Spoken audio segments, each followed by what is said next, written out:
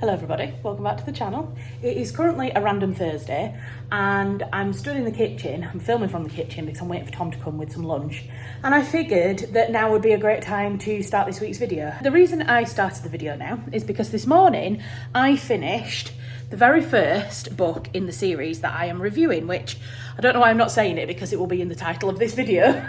But I am talking about Jacqueline Wilson today and the Girls collection. This is a series of 4 teen books or tween books that are called the Girls series because they've all got titles that have girls in the title. So the very first one in the series is called Girls in Love, and that's the one that I actually just finished this morning. So that's why I've done the introduction now because it's all kind of still fresh in my head. So it's Girls in Love. The second one that I'm about to start in the next few kind of days over the weekend is Girls Under Pressure. This is the one that I remember the most, and I think it stuck with me the most because it talks a lot about eating, weight and eating disorders. So I'm really looking forward to rereading that as an adult now and seeing how it comes across. I've got a lot of thoughts already from book number 1 around weight and talks around size and fat phobia and this, that and the other from the first one. So yeah, the whole reason that this entire kind of video came about is because Jacqueline Wilson has actually released a new book called Think Again, I think it's called. I'll pop a picture of it up on screen. And it's basically, it's published now. It was published on the 12th of September. And it's an update on the 3 girls. An update on them, where they are now. So I think they'll be kind of late 30s, early 40s maybe. And they are an update on what they did after high school. I'm really excited actually to read the update more than I am actually to reread the original books because I think it's such a cool concept. You write a tween book in the late 90s and then now you know that your readership is 20 years older and writing another book to kind of update. I just think it's really cool. I'm going to be really excited to see where the 3 characters are now and compared to kind of like how my life has gone, because I definitely identified with Ellie, the main character, when I was 13, so it'd be really fun to see how that is. So cool. Okay, if you're not already following me, if you're not subscribed, please subscribe. I am getting so close to 1,000 subscribers now, and yeah, let's get into the full video.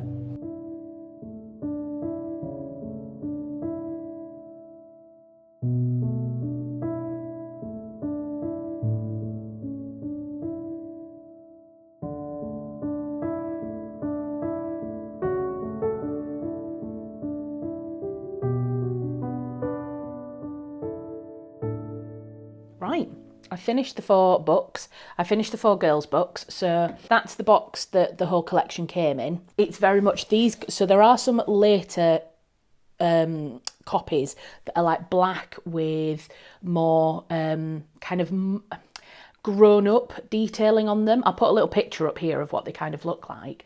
But these books, the ones here, which I'm going to show you the proper covers in a second, these are the book covers that I actually had when I had the books. These are the book, I was going to say these are the book covers that I grew up with.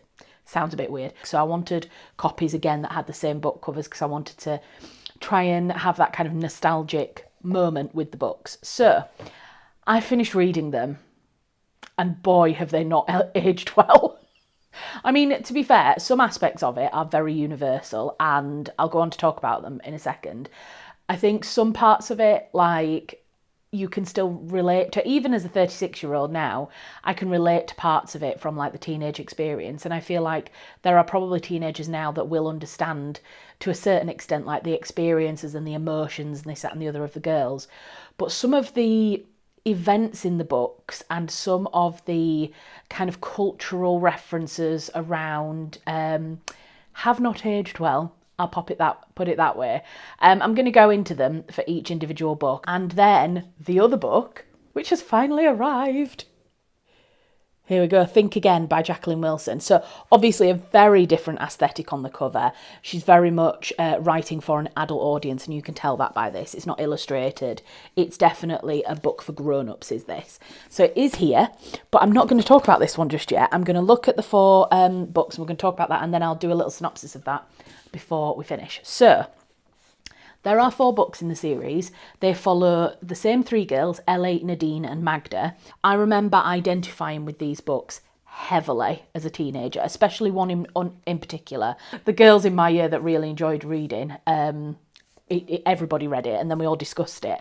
So they go in order. The first one is Girls in Love, which is the original one. I'm just pulling my sticky note off. I've got little sticky notes on the front of each book, and because I'm me, they are colour-coded as per the book cover, except for the first one because I don't have any orange sticky notes. The book Girls in Love basically follows the three girls as they are on a quest to find their first boyfriends, basically. And it's a book that is heavily about boys. That's it. There's absolutely no LGBTQ plus discussion. All three girls are straight, which I feel like if this book was rewritten now, I feel like there would definitely be more representation across it. I'm not saying that one of the characters would have to be gay, but what I'm saying is there would be more representation. Now, there does end up being more representation in the last book. There is a gay kind of peripheral character, but it does feel a little tokenistic at that point because, that's the only reason this guy's not interested in Ellie is because he's gay. Feels a little uncomfortable. But yeah, so all three girls are straight, and they are... do you know what? I say all three girls are straight. Wouldn't it be really cool if by this book, by the time they are adults, they've realised that actually the reason why they didn't get on with a boy, for example, or the reason why relationships never worked is because actually they weren't straight. That'd be really cool, actually. That'd be a real cool discussion of life in the noughties when you felt like you were not straight but you couldn't come out versus how life is now. I'm getting carried away. My first thoughts was that there is far too much discussion of weight, and this is something that is very, very prevalent across all four books, but especially in the second one, which is called Girls Under Pressure, which is, there's even a weighing scales on the cover. So I'm going to come on to talk about weight more in this book in particular. But throughout the series, it is made blatantly obvious that Ellie is considered the fat friend. And I hate that because I feel like by writing it in a book, it typecast what girls thought about themselves when they read this. Like, I remember reading this book and being like, oh, I'm the fat friend. But the negative chat around being the bigger girl. Ellie wasn't saying, my body looks different to Nadine and Magda, and that's okay. It's very much, even from the very beginning, it is, my body is different from Nadine and Magda's, and that's not a good thing. And that's consistent across all four books. So I really don't feel like that would be something that would be done now if Jacqueline Wilson was writing the books now. But it was very much of the time. In the late 90s and early noughties, the kind of stick-thin ideal was being touted across all like magazines and fashion and this, that and the other. It was definitely an era of the size zero ideals in terms of weight, and I feel like, you know, I'm not necessarily saying this is Jacqueline Wilson's fault for writing this in this way. I feel like it was definitely something that was around at the time. It's just a shame, and I definitely would not give these books to teenage girls now, because I feel like if somebody's going to have a predisposition towards feeling negative about their own body, I think these books would potentially cement that. It was very nostalgic, I have to say. Reading this book was very nostalgic. It reminded me of teenage me a lot. I feel like I identified with Ellie's character a lot anyway at 13, and even now as an adult I see teenage me in Ellie. One thing I did notice about all of the books in general is that there's a much shorter writing style, and I mean that in terms of physically the sentences feel a lot shorter, a lot snappier. They get to the point a lot more, but there's not much fluffing in terms of the kind of the world or the plot even. It's very much to the point and it happens bang, bang, bang, bang, bang. The books are really small, and I don't remember thinking about that when I was a teenager, and it just really reinforced that Jacqueline Wilson is writing for a teenage audience. So there is, throughout the plot of the story, like I say, all three girls are basically trying to find boyfriends.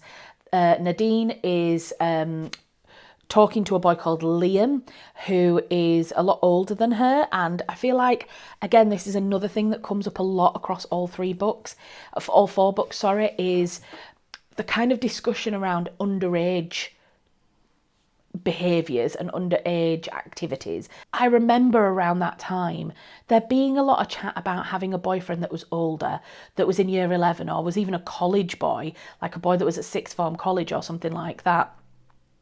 It didn't seem, I mean, as a teenager, it definitely didn't ring any alarm bells. It was very cool. You know, if you had an older boyfriend, it was like, oh my God, I've got an older boyfriend. This is it. As an adult, as a 36-year-old reading this now, I'm like, oh my God, he's grooming her. Why is he doing this? This, that, and the other. And there's a lot of kind of, there's a lot of protectiveness in me. These are books I don't necessarily think have come up to the times. I am 100% sure that if Jacqueline Wilson was writing these 4 books now, she wouldn't have somebody over 16 trying to have a relationship with someone under 16. Or if she was, I feel like it would have been discussed a lot more, because there is a lot of discussion of the fact that Liam, Nadine's boyfriend in the first and second books, is not a nice guy, and the fact that he is very much trying to push Nadine and trying to make her go further than she's comfortable going. He's basically trying to get her into bed, and there's a conversation about it, but I just don't feel like it goes far enough in really reinforcing that a girl of 13, 14 should not be going out with a boy who is 17 or 18. So that's the first one with Girls in Love. I do love the fact that Ellie's boyfriend, Dan, is like this little nerdy guy, but actually he's really cool. And I feel like that's something that as you get older, you start to worry less about whether someone's cool or not, and you start to worry about whether you just like them. And it's such a teenager thing. It's like, oh, what will everybody else think of my boyfriend? And it's like, it really doesn't matter. As you get older, you realise it really doesn't matter what other people think about your boyfriend. So moving on to Girls Under Pressure. So this is the book that I remember the most.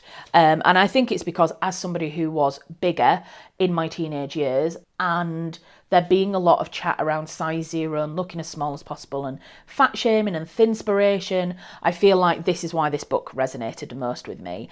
The whole premise of the book is that Ellie, the main character, ends up becoming on the borderline of being bulimic, anorexic. And I'm going to say right now that it will have chats about eating disorders. So if you find yourself triggered by conversations around eating disorders, the talk of fatness or thinness, and that kind of thing, maybe skip over this bit. I'll have some chapter markers at the bottom of the video so you can skip along to the next book if you want. I didn't feel triggered by this book as I read it, because I'm now 36 and a lot more confident in myself. But I remembered how I felt when I read it when I was 13, and I remember thinking that I wanted to be thin as well. The message of this book, to be honest, completely passed me by, and I think that's another reason why I wouldn't necessarily let a teenager read these books now. Again, I'm not trying to say that Jacqueline Wilson didn't write these right. What I'm saying is that she wrote them of the times. There's not much discussion of Ellie being actually completely fine as she is. The adults and people say, oh, Ellie, you're fine, you're just curvaceous, you're just this, that and the other. And it's always, you're just this, or you're lovely, or you're cosy, or you're comfier. Instead of being like, you are beautiful. And your hair, she talks a lot about, she's got really curly hair. She calls it frizzy, does the character. But it's quite obviously meant to be this beautiful big curly hair. It's amazing. It's absolutely beautiful. And there's no discussion of, Ellie, your hair is amazing. It's curly. Like, do you know how many people would love to have curly hair? I just feel like nowadays we embrace those things that make us individual. Whilst Jacqueline Wilson talks quite well about eating disorders, and I think that aspect of it, the bulimia, anorexic storyline, because Ellie basically starts to go on a really crazy mad diet, and she basically stops eating completely. Then she starts exercising a lot, and then she goes too far and she starts to lose a lot of weight. But the big thing for Ellie is that she starts to borderline become a bulimic. She's making herself sick and is becoming quite poorly. She becomes quite listless. She's got bad skin. Her hair's very lank. All of the kind of typical markers of bulimia or anorexia start to come out in her. And I think that side of the storyline is actually handled really well by Jacqueline Wilson. It's very kind of got universal themes, and it makes me as an adult reading it think, gosh, yeah, like obviously nobody wants to be like that. Teenage me did not think that. And I think that's the danger with a book like this. I did not think that, obviously at the point that Ellie goes to see her one of her school friends who is in hospital with anorexia, I was like, oh gosh, I wouldn't want to be that thin. But I remember being like, I'd rather be too thin than too fat. I remember thinking that as a teenager, and now I just want to get hold of that teenage Charlotte and give her a big cuddle, because now I look back on pictures of myself, I wasn't even that big. So reading a book like this actually for me became thinspiration. It made me want to stop eating. I don't necessarily think that that's good. Needless to say, Ellie realises that that's not what she wants, and she does alter her behaviour, alter her eating habits, and the book does end well.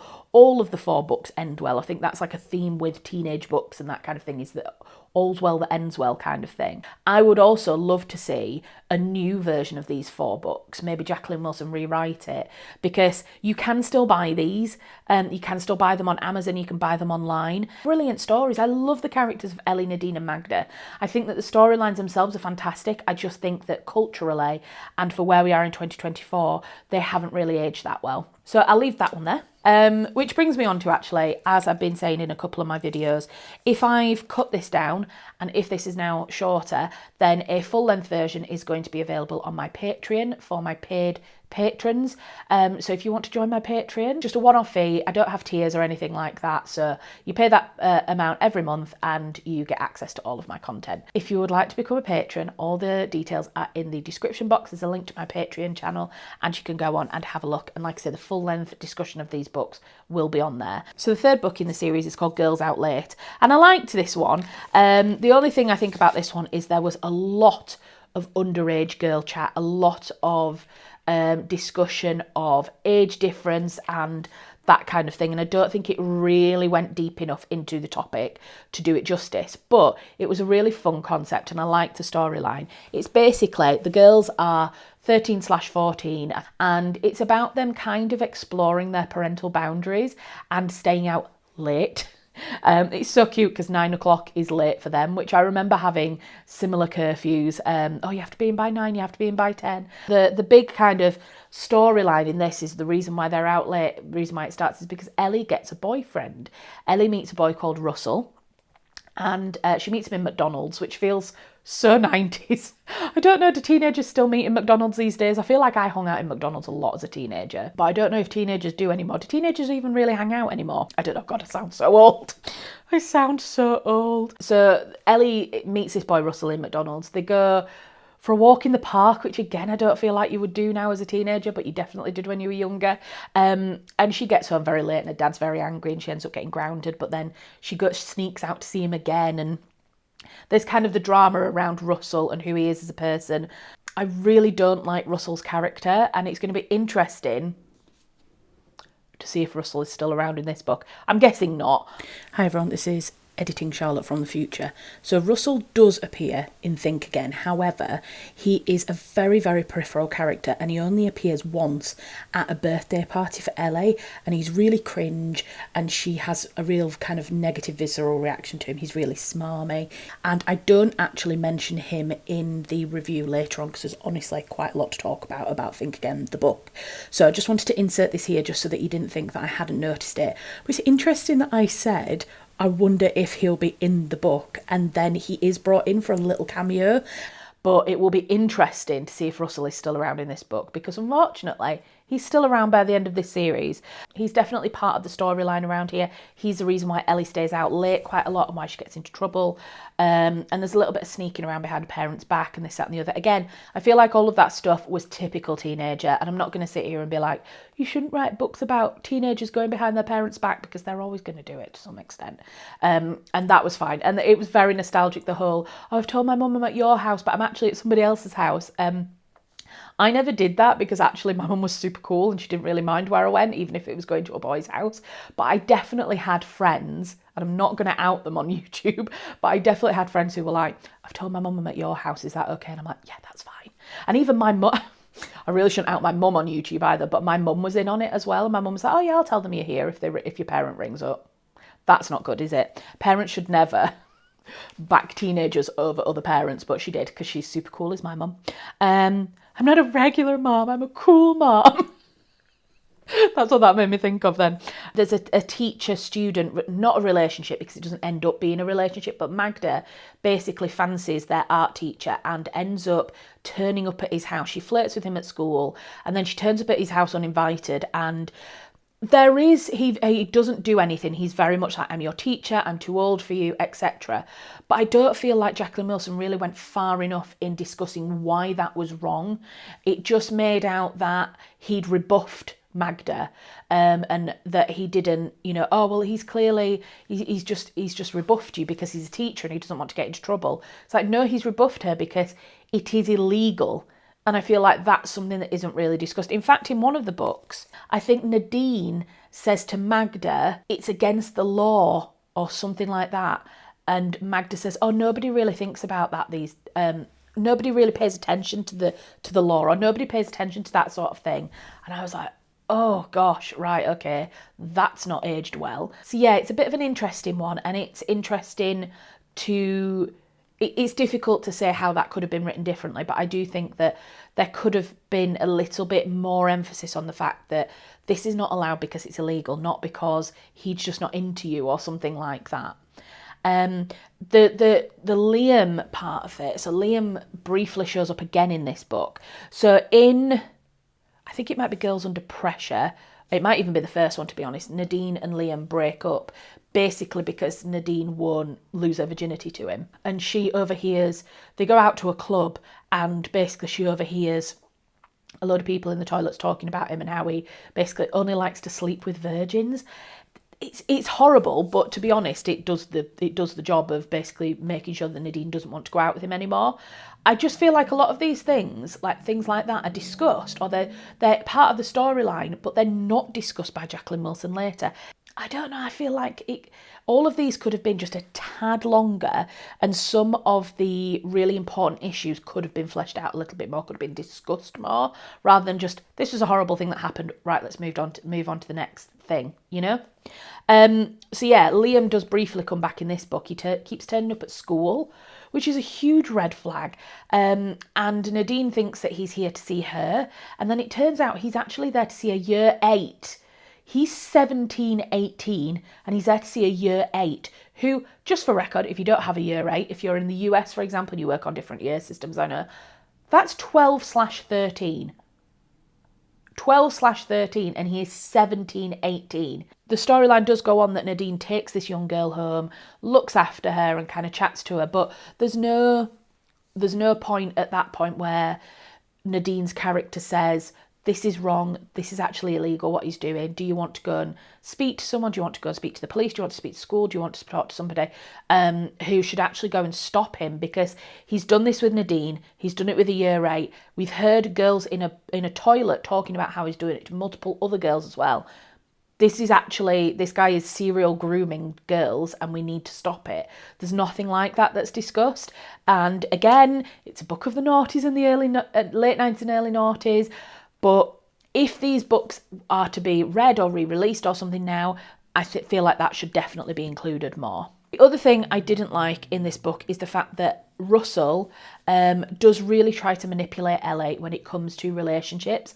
Russell is one giant red flag. You know the red flag, green flag guy on TikTok who runs around with a giant flag and reacts to videos? I would love to see him react to these books. He won't do because he only reacts to videos. But if he was, he would be running around with his red flag back and forth over what how Russell treats Ellie in this book. Because he says, oh, all you ever do is want to hang out with your girlfriends. You never want to spend time with me. And, those girls will always be there, but I won't. And he really, really manipulates her. And it's not ever picked up on. Even in the 4th book, which I'm going to go on to in a second, The Girls in Tears, which is the final book in the series, Russell is an arse in this book. He's awful. He even cheats on her and they still end up together at the end of the book. The only time he's called to account for his behaviour is on the cheating, but even then he kind of gets away with it because he ends up back together with Ellie again at the end. So I just don't like his character. Maybe it's got nothing to do with the writing style. I don't think he's good enough for Ellie. I don't like him, and I really hope that Ellie has got someone who absolutely knows her worth in the adult book. So, Let's go on to the final one. This is Girls in Tears. There's quite a lot that happens in this book, actually, compared to the other three, where it's quite a simple storyline and it just follows kind of one theme. This one's quite nuanced. I think it was probably my favourite out of the four, actually. It covered quite a lot of topics. Russell's character is not very nice. He emotionally manipulates Ellie. He actually copies and steals some of her artistic techniques for an art competition. He then cheats on Ellie with Magda, Ellie's best friend, and then he kind of, by the end of the book, they're back together again. It's just not a nice character. I feel like as well the friendship elements aren't really discussed too well. I feel like Ellie is encouraged by her parents to be the bigger person, to forgive her friends, and yet her friends don't ever really have the same growth, the same character development that she does. Nadine, I have to say, by the fourth book, I really didn't like her. The way that she treats Ellie, she calls Ellie fat in this book, like actually says the word fat to her in this book, and it really, really upsets Ellie, and yet she just apologises later on and it's all is forgiven and forgotten. Nadine's character didn't feel like she actually learned anything by going through that situation. And actually, she's very much... I mean, Ellie does say at one point that Nadine is incredibly stubborn, and she is really, really stubborn because she keeps doing things and not learning from them. So Nadine, all the way through all four books, seems to be attracted to trying to have relationships with older men. And so Liam is like 17, 18. There's a point in Girls Out Late where they're supposed to go to a concert. The concert gets cancelled. And then Nadine just randomly finds these guys on the side of the road that are like, oh, we're in a band, you should come to our house and hear us play music. And Nadine decides to go with them. And they end up in a really scary situation where they're in some dude's flat. They've been locked in by the men in this flat, these grown men, and they have to escape through a kitchen window in order to run away. And yet then, literally in the next book, Nadine's meeting strange men on the internet and emailing them and seeing a guy that she met on a chat room. And all along, like, wouldn't surprise me if by this book Nadine's dead. Like, I know that sounds really, really harsh, but like she gets herself into so many sketchy situations that I'm just like... And then she has the audacity to tell Ellie that she's not a good friend or like to be mean to Ellie because of it. And I'm just like, you really didn't learn at any point. So overall, oh my God, I've been recording for 47 minutes. Ooh, this video is going to be a long one. I am sorry. If you've got this far and you've heard me waffle on about these four books, thank you so much. Put a emoji in the chat. I usually save the emojis until the very end of the video. So this is something, if you've never watched my videos to the end before and you've often wondered why have people got like emojis in the comments, it's because my most loyal followers and friends will watch to the end and then we'll leave a little emoji based, and we kind of decide what the emoji is going to be on spec at the end of the video. I think that this time the emoji should be a burger, because the Ellie meets Russell in McDonald's. So put a little burger in the chat if you've got this far, and thank you very much for watching this far as well. So all four books, overall thoughts, it was lovely getting re-immersed into books that I haven't read in, oh gosh, 20 years? But yeah, it was very nostalgic. I really enjoyed reading them. My videos are never instructional. They are never, I am an expert and I'm telling you this. I would say approach with caution. On your own discretion, on your own understanding of your teenager and on your own understanding of the books, make that decision yourself. That's all I'm going to say about that in particular. I am so excited to read this. I am so excited to read Think Again, because I can't, there's so much to think about and so much to discuss about. Just the concept of having a book published 20 years ago that is about teenagers and then a book published 20 years later that is about adults, like, that's brilliant. So you think you know what's coming? Think again. Ooh. The inside says, whatever happened to beloved girl series characters Ellie, Magda and Nadine? Adulthood isn't quite what Ellie Allard dreamed it would be when she was 14 years old. Though she's got her beautiful daughter Lotte, she's got a little girl called Charlotte. Oh, her trusty cat Stella, cat lady, And lifelong best friends in Nadine and Magda. Her love life is non-existent and she feels like she's been living on autopilot, just grateful to be able to afford the rent and her perky little flat. But this year on her birthday, it seems it's time for all that to change, whether Ellie wants it to or not. As she navigates new, exciting and often choppy waters, she's about to discover that life will never stop surprising you if only you let it. And I'm going to go and I'm going to read this now, and then I will be back after I've read this and I'll let you know what I think compared to the original books, compared to these ones. Okay?